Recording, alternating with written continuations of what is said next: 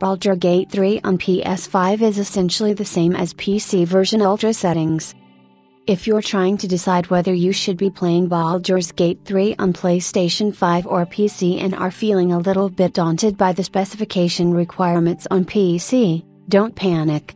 It's been tested and confirmed by those over at Eurogamer that the settings on PlayStation 5 are essentially the same as the settings on PC if you were to play it on Ultra.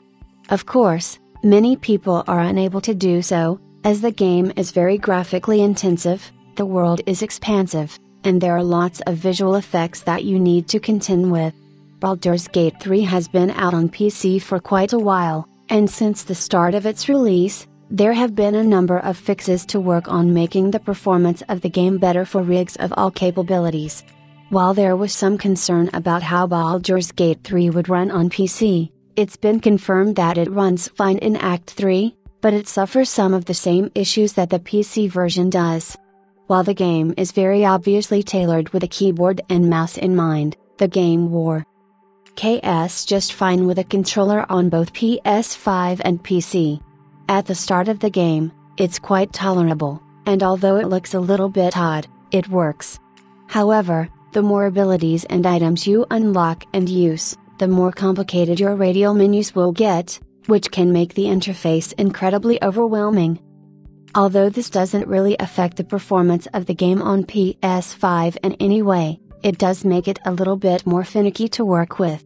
Visually, the PS5 version is very similar to that on PC, and it looks almost the same as how it would if the game was being played on PC in Ultra settings. Compared to other games on the console, this comes as quite a surprise.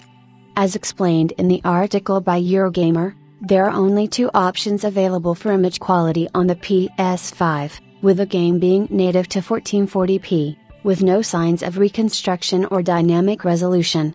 If you're unsure whether you should be playing the game in quality or performance mode, it doesn't really make much difference. The performance mode on PS5 looks very similar to the quality mode, but there is a little bit of artifacting and fizzing artifacts in areas that feature a lot of fine detail. This is to be expected, especially considering how they've tried to keep the game running at the highest quality. When it comes to the performance of the game, the performance mode of Baldur's Gate 3 on PS5 targets 60 FPS. For the vast majority, it does do just that, especially if you're inside or in enclosed spaces, even during combat. However, there are some areas that will start to struggle. Even on PC, the city in Act 3 struggles massively, so it's not a surprise that it struggles on the PS5, too. From the tests that Eurogamer ran, it seems that the performance drops to the low 20s when it's at its worst. They've also mentioned that there is a fair amount of screen tearing when the frame rate starts to dip from 60.